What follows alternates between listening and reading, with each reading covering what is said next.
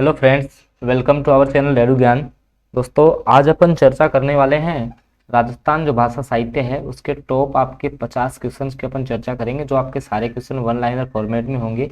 और ये आपका जो वीडियो है वो आपका रीट मुख्य परीक्षा, इसके अलावा सेकंड ग्रेड एग्ज़ाम या राजस्थान सीईटी एग्ज़ाम, इन सभी एग्ज़ाम में, क्योंकि रीट में तो इस टॉपिक को पर्सनली आपका जोड़ा गया है राजस्थान भाषा व साहित्य, तो इसके अपन टॉप जो 50 वन लाइनर क्वेश्चन है उनका अपन यहाँ डिस्कस करेंगे। तो देखिएगा, जो पहला क्वेश्चन है कि राजस्थान प्राच्य विद्या प्रतिष्ठान की स्थापना कब और कहाँ की गई थी।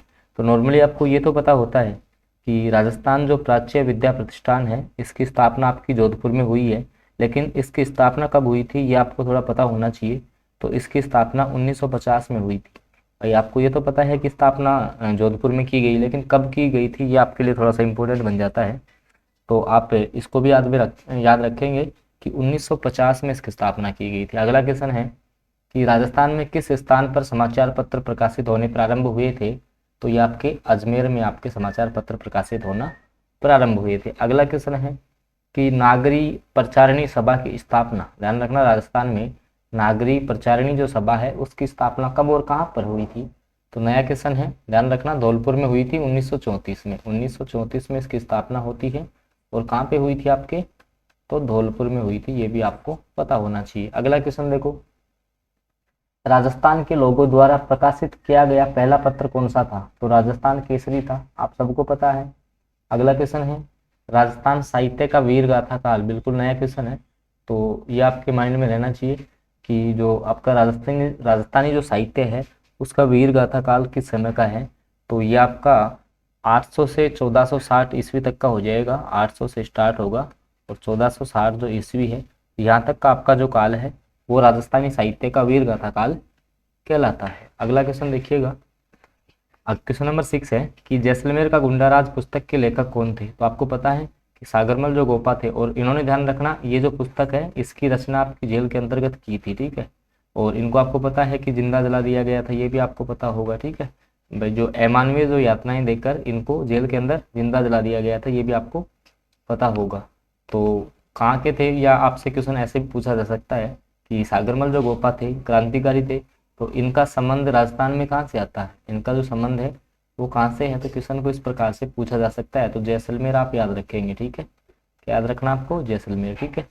आगे देखो, राजस्थानी भाषा का सबसे समृद्ध साहित्य कौन सा है। तो चारण जो साहित्य है, चारण साहित्य, उसको अपन राजस्थानी भाषा का सबसे समृद्ध साहित्य मानते हैं। आगे देखिएगा, क्वेश्चन नंबर 8 की अपन चर्चा करते हैं, राजस्थानी भाषा साहित्य और संस्कृत अकादमी कहाँ स्थित है। बीकानेर में। इंपॉर्टेंट क्वेश्चन है, काफ़ी बार ये रिपीट हुआ है क्वेश्चन, तो आप इंपॉर्टेंट लगा लेंगे इस क्वेश्चन के और अच्छे से थोड़ा सा ध्यान देंगे इस पर, क्योंकि ये क्वेश्चन आपका जो भी जैसे अधीनस्थ सेवा चयन बोर्ड है या आरपीएससी है, भाई आरपीएससी का तो एक फेवरेट क्वेश्चन है ही, उसके अलावा जो अधीनस्थ सेवा चयन बोर्ड है वो भी इस क्वेश्चन को बार बार रिपीट करता है। आप देख भी सकते हो पीछे की कौन कौन सी एग्जाम्स में क्वेश्चन पूछा गया है। तो राजस्थानी भाषा और जो साहित्य है, राजस्थानी भाषा साहित्य और संस्कृत जो अकादमी है वो आपकी बीकानेर जिले में है, आपको याद रखना है।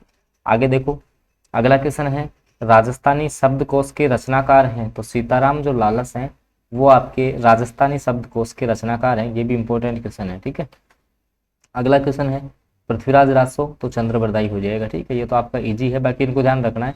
राजस्थानी जो शब्दकोश है तो सीताराम लालस आप याद रखेंगे, और ये इंपॉर्टेंट है, राजस्थान भाषा साहित्य और संस्कृत अकादमी, तो ये आपकी बीकानेर में है, ठीक है, ये थोड़ा सा आपको ध्यान रखना है। अगले क्वेश्चन पे अपन चलते हैं। दोस्तों, वीडियो आपको पसंद आ रहा है तो उसको लाइक ज़रूर कीजिएगा, और चैनल पे आप फर्स्ट बार जुड़े हैं तो उसको सब्सक्राइब जरूर कर ले।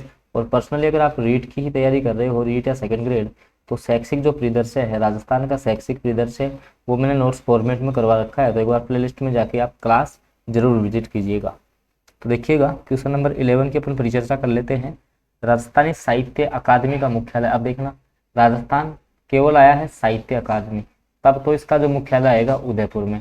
और साथ में अभी मैंने पिछले वाले क्वेश्चन में बताया कि भाषा साहित्य और संस्कृत अकादमी, तीनों शब्द आए ना, भाषा साहित्य और संस्कृति, तो आपको बीकानेर आंसर करना है, तो ऐसे कंफ्यूज नहीं होना है।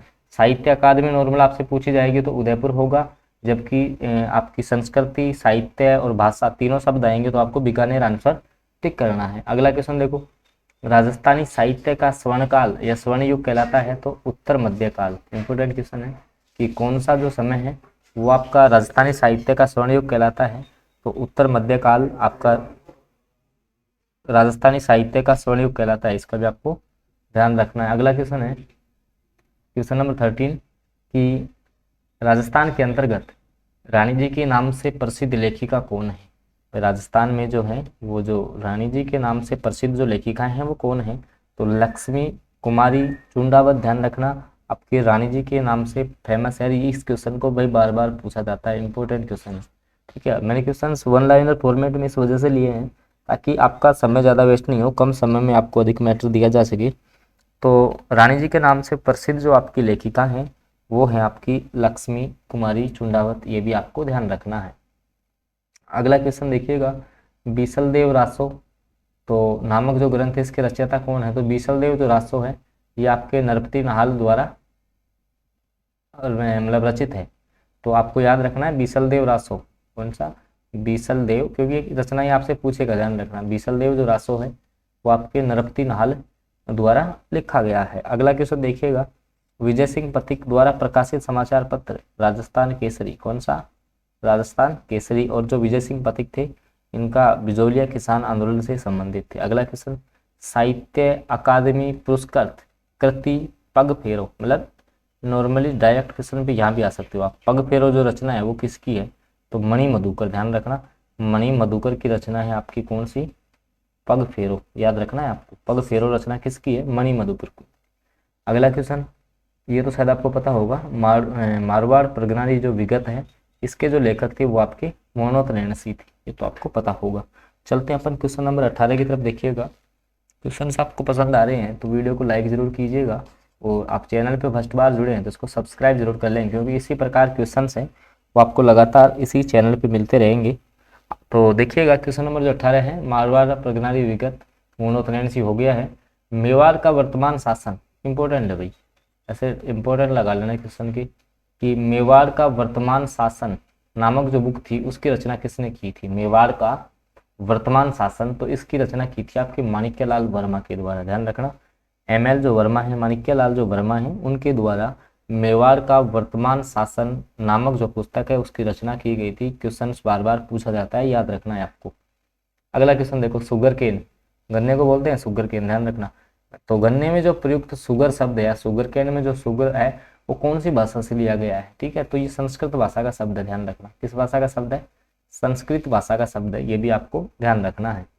अगला क्वेश्चन देखिएगा, स्थानीय भाषा में हलेवर किस पक्षी को कहा जाता है, तो जो आपका हरियल पक्षी है, जो आपका हरियल पक्षी है उसको अपन हलेवर बोलते हैं। ध्यान रखना क्या बोलते हैं, हलेवर बोलते हैं हरियल पक्षी को। अगला क्वेश्चन, संगीत रत्नाकर के रचयिता कौन है, तो संगीत जो रत्नाकर है उसके लेखक आपके सारंगदेव, कौन है, सारंगदेव, ये भी भाई इंपॉर्टेंट क्वेश्चन है। ठीक है, अगला क्वेश्चन देखो, वीर विनोद श्यामल दास, याद होगा आपको, जो वीर विनोद जो पुस्तक है उसके लेखक कौन थे, तो श्यामल दास थे। अब देखो अगला क्वेश्चन, सीरावन किसे कहते हैं, इंपॉर्टेंट क्वेश्चन है। तो कृषकों का जो सुबह का जो भोजन होता है उसको सीरावन कहते हैं। ये क्वेश्चन भी भाई पूछा जा चुका है, तो आपका इंपॉर्टेंट बन जाता है कि सीरावन क्या होता है। ठीक है, क्योंकि राजस्थानी भाषा और जो साहित्य है उसमें कुछ ऐसे शब्द हैं जो कि आपके बार बार एग्जाम्स में रिपीट होते हैं, तो उनको भी आपको थोड़ा सा ध्यान रखना है कि सीरावन किसको बोलते हैं। तो कृषकों का जो सुबह का जो भोजन होता है उसको अपन सीरावन बोलते हैं, याद रखना है। आगे देखिएगा दोस्तों, वीडियो आपको पसंद आ रहा है तो इसको लाइक जरूर कीजिएगा, और चैनल पे आप फर्स्ट बार जुड़े हैं तो इसी प्रकार के क्वेश्चंस आप डेली अपडेट पाने के लिए इसको सब्सक्राइब और बेल आइकन के चिन्ह को जरूर प्रेस कर लेना। आगे देखो अगला क्वेश्चन, स्वतंत्र बावनी की रचना किसने की थी, इंपॉर्टेंट क्वेश्चन है।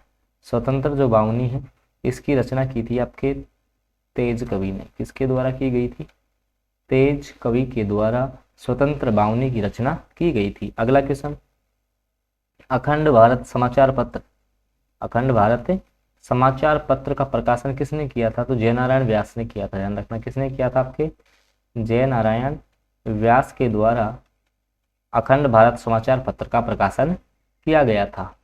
आगे देखिएगा, अभिनव भट्टाचार्य, तो महाराणा कुंभा, ठीक है, तो महाराणा कुंभा की अभिनव भट्टाचार्य ही नहीं, इनकी जो भी रचनाएं हैं वो आपको याद करनी है। ठीक है, ध्यान रखना इनकी रचनाओं से संबंधित हर एग्जाम में एक क्वेश्चन आपके आता ही है, तो इनको आप याद रखेंगे। ठीक है ना, अगला क्वेश्चन, हाँ इंपॉर्टेंट है भाई, आगीबाण। आगीबाण के लेखक कौन है? जयनारायण व्यास। इंपॉर्टेंट है भाई, एग्जाम में पूछा जाता है, ध्यान रखना। आगीबाण है, उसके लेखक कौन है आपके? तो जयनारायण व्यास है, ध्यान रखना। अगला क्वेश्चन, राजस्थान राज्य अभिलेखागार कहाँ पर है? बीकानेर में है, याद होगा आपको, लेकिन ये क्वेश्चन आपको ध्यान रखना है भाई, आगीबाण, ठीक है, जयनारायण व्यास। अगला क्वेश्चन, राजस्थान की मूल भाषा कौन सी है? तो राजस्थानी है भाई, राजस्थान की मूल भाषा कौन सी हो जाएगी? राजस्थानी हो जाएगी, ठीक है। आगे देखो दोस्तों, इसके अलावा मैंने जैसे आपको 6, 7, 8, 9, 10 मतलब इन बुकों का भाई, इनमें जो भी आपके इन क्लासों में जो भी आपके राजस्थान अध्ययन किया, हमारा राजस्थान के नाम से जो बुक चलती है, उनका मैंने सॉल्यूशन करवा रखा है। उनके जो क्वेश्चन है ना, उनका मतलब प्रत्येक चैप्टर वाइज ऑब्जेक्टिव क्वेश्चनों का सॉल्यूशन करवाया है। तो आप राजस्थान के किसी भी गवर्नमेंट जॉब की अगर आप तैयारी कर रहे हो ना, तो एक बार वो वीडियो आप जाके जरूर देखना है आपको, ठीक है। आगे देखो, अगले क्वेश्चन पे अपन चलते हैं। क्वेश्चन नंबर 31 है। हाँ, अब देखो कुछ बोलियां हैं, उनसे संबंधित क्वेश्चन आ गए। देखो, उदयपुर, भीलवाड़ा, चित्तौड़गढ़, मेवाड़ का चित्र आ गया, तो उसमें अधिकांश बोली कौन सी बोली जाएगी? मेवाड़ी बोली जाएगी, इजी है। अगला देखो, ये रिपीट हो गया क्वेश्चन, ठीक है, मेवाड़ी हो जाएगी आपके उदयपुर चित्तौड़गढ़। हाँ, अब देखना अगला क्वेश्चन, उदयी प्रयुक्त होता है दीमक हेतु, ध्यान रखना। ये क्वेश्चन पूछा गया, तब मैं यहाँ लेके आया हूँ इस क्वेश्चन को। उदयी क्या होता है? तो इसको दीमक को अपन उदयी शब्द भी बोलते हैं, ध्यान रखना। कच्ची घोड़ी नृत्य तो एक व्यावसायिक नृत्य है, और कहाँ का है ये? आपका शेखावाटी क्षेत्र का है। कहाँ का है? शेखावाटी क्षेत्र का है, और ये आपका व्यावसायिक नृत्य है। आपको कमेंट करके बताना है कि भवाई आपका व्यावसायिक नृत्य है कि नहीं, ठीक है। आगे देखो, कलीला दमीना क्या है? इंपॉर्टेंट क्वेश्चन है, ये पूछा जा चुका है, ठीक है, एग्जाम में रिपीटेड क्वेश्चन है, ठीक है, बार बार रिपीट होता है एग्जाम में। तो आपका जो क्वेश्चन नंबर 35 है कि कलीला दमीना क्या है? तो मेवाड़ चित्र शैली की कहानी के दो पात्रों के नाम है, ध्यान रखना है, ठीक है। इंपॉर्टेंट क्वेश्चन है, काफी इंपॉर्टेंट क्वेश्चन है, इसको आपको याद रखना है। अगले क्वेश्चन पे अपन चलते हैं। देखिएगा, चंद्रबरदाई की रचना कौन सी है? तो पृथ्वीराज रासो है, याद होगी। हाँ, किरतार बावनी, अभी मैंने आपको बताया था स्वतंत्र बावनी, एक तो थी स्वतंत्र बावनी, मैं आपको कंफ्यूजन आपका दूर कर देता हूँ। एक तो है स्वतंत्र बावनी और एक है किरतार बावनी। तो किरतार जो बावनी है, इसके लेखक तो कौन है? दुरसा आडा। कौन है? दुरसा आडा आपके किरतार बावनी के हैं, और स्वतंत्र बावनी के हैं तेज कवि। मैंने आपको भी बताया था, ठीक है, पीछे बताया आपको कि स्वतंत्र जो बावनी है उसके लेखक तो आपके तेज कवि हैं, और किरतार जो बावनी है उसके लेखक दुरसा आडा हैं। ध्यान रखना है, जो कंफ्यूज आपको क्वेश्चन करते हैं उनको आप बार बार प्रयास करोगे, एक दो बार देखोगे, और इस वीडियो को आप एक बार और वापस से देख लोगे, तो शायद ये जो 50 क्वेश्चन है वो आपको याद हो जाएंगे। 2 से 3 क्वेश्चन आपको इन्हीं क्वेश्चनों में से मिल जाएंगे। आगे देखो, किस ग्रंथ के अनुसार चौहानों की उत्पत्ति अग्निकुंड से हुई है? तो पृथ्वीराज रासो। भाई चंद्रबरदाई का जो ग्रंथ है पृथ्वीराज रासो, तो उसमें चौहानों की जो उत्पत्ति है वो अग्निकुंड से बताई गई है, ठीक है। अगला क्वेश्चन देखो, किस निदेशालय द्वारा द्वैमासिक पत्रिका 2 महीने की राजस्थान सूजस का प्रकाशन किया जाता है? बताओ, देखिए राजस्थान जो सूजस है वो कौन सा विभाग निकालता है?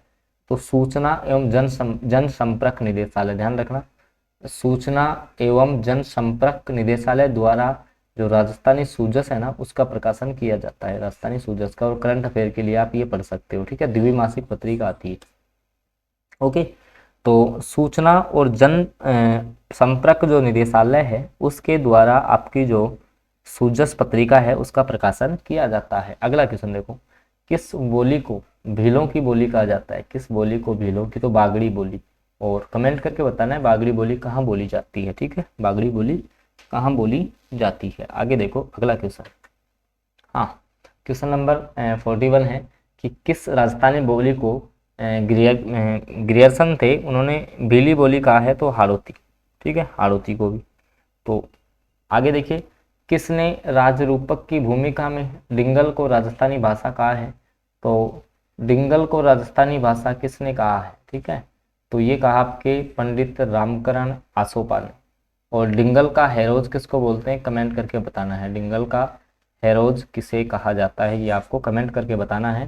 तो देखिएगा, किसने राजरूपक की भूमिका में डिंगल को राजस्थानी भाषा कहा है? तो ये आपके कहा है पंडित रामकरण आसोपा ने। ध्यान रखना आपको, किसने कहा है? पंडित रामकरण आसोपा ने डिंगल को राजस्थानी भाषा कहा है। अगला देखिएगा, कुसुमादि आखर ग्रंथ के लेखक कौन है? याद रह जाएगा, कुसुमादि आखर तो रामेश्वर दयाल श्रीमाली, ठीक है, कुसुमादि कौन है? रामेश्वर दयाल श्रीमाली, ऐसे याद रख लेना आप। कुंभा द्वारा रचित ग्रंथ संगीत राज। कुंभा की सारी आपको याद करनी है भाई। कौन सी मारवाड़ी की उपबोली नहीं है, तो नागरचौल नहीं है, ठीक है। मतलब उपबोली आपको याद करनी है। ऐसे क्वेश्चंस मेरा लेने का मतलब भी आपको भी मतलब किस प्रकार से पढ़ना है, बेस भी आपको थोड़ा सा भाई यहाँ से प्राप्त हो जाएगा। अगला क्वेश्चन देखो, खुमान रासो, ठीक है। तो दलपत विजय, कौन? दलपत विजय। अभी मैंने आपको बताया था, एक तो है खुमान रासो, जिसके तो दलपत विजय हो जाएंगे, ठीक है। एक था आपका, अभी मैंने आपका आया था जिसके आपके नरपति जो नाल है वो लेखक है, कौन? कौन सी थी आपकी कृति?